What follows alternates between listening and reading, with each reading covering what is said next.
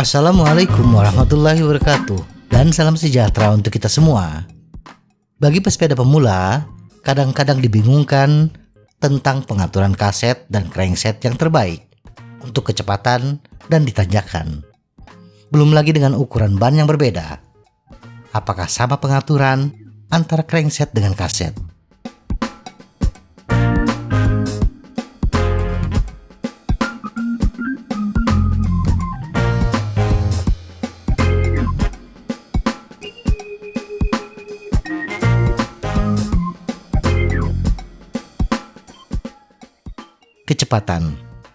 Kecepatan pada gradien yang sama ditentukan oleh seberapa besar power yang bisa dihasilkan oleh pesepeda melalui tekanan kakinya ke pedal.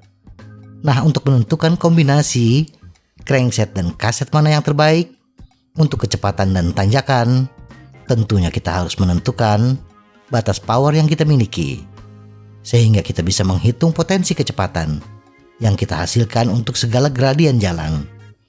Bila power yang bisa kita kerahkan untuk durasi tertentu sekitar 150 watt, power rata-rata pesepeda amatir, maka kecepatan sepeda di jalan datar, gradien jalan 0%, berkisar antara 20 hingga 25 km per jam.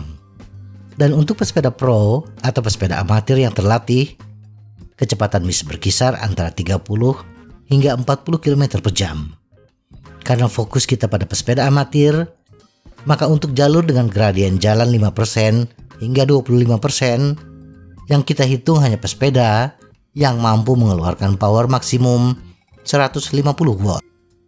Dari hasil perhitungan dengan menggunakan bikekalkulator.com, untuk pesepeda dengan berat total 80 kg, maka kecepatan di gradien 5% adalah 10 km per jam, 10% 6 km per jam, 15% 4 km per jam, 20% 3 km per jam, dan 25% 2,5 km per jam. Top gear ratio. Kecepatan adalah hasil perkalian antara gear ratio, keliling ban, dan cadence. Nah, dari persamaan tersebut, kita bisa mengetahui berapa gear ratio ideal untuk satu kecepatan tertentu bila sepeda dikayuh dengan cadence tertentu. Top gear ratio menentukan kecepatan puncak dari sepeda bila dikayuh dengan cadence tertentu. Atau dengan kata lain, semakin besar top gear ratio, maka semakin cepat laju sepeda pada cadence yang sama. Cadence yang ideal untuk jalan datar adalah 80 rpm. Sehingga untuk keliling ban tertentu, kita dapat mengetahui gear ratio yang ideal. Bila sprocket terkecil adalah 11T, maka kita akan menemukan angka chainring terkecil untuk mendapatkan kecepatan tertentu. Dari perhitungan tadi, untuk mendapatkan kecepatan antara 20 hingga 40 km per jam, kita membutuhkan chainring antara 22 hingga 46T. Chainring dengan jumlah gigi ini bisa kita temukan di semua crankset MTB. Jadi, untuk kecepatan antara 20 hingga 40 km per jam, kita tidak terlalu memikirkannya. Kombinasi yang bagaimanapun akan bisa mencapai kecepatan tersebut. Low gear ratio.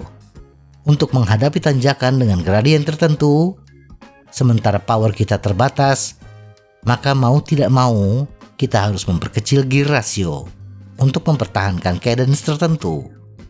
Tetapi bila gear ratio sudah paling bawah, maka langkah selanjutnya adalah mengurangi cadence kita. Cadence ideal ditanjakan sebaiknya 60 rpm. Cadence ini hampir sama dengan putaran langkah kaki kita ketika berjalan. Tetapi bila gear ratio yang dibutuhkan untuk cadence 60 rpm terlalu kecil, maka mau tidak mau kita akan mengurangi cadence. Pengurangan cadence ini untuk power yang sama berarti meningkatkan torsi.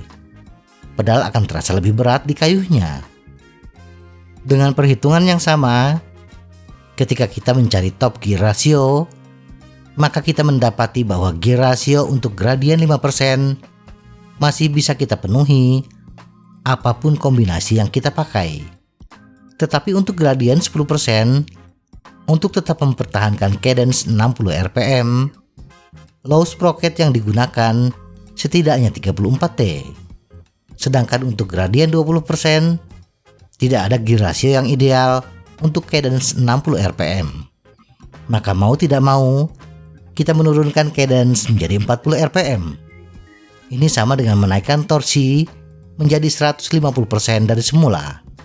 Itu pun dengan catatan chainring terkecil 22 hingga 24 T dengan low sprocket 40 hingga 42 T. Di luar kombinasi itu, kita harus menurunkan cadence menjadi 30 rpm atau torsi yang harus dikerahkan 2 kali lipat dari semula.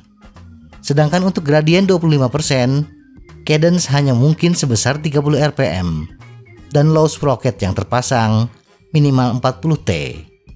Semoga informasi ini bermanfaat. Tetap sehat. Salam goes.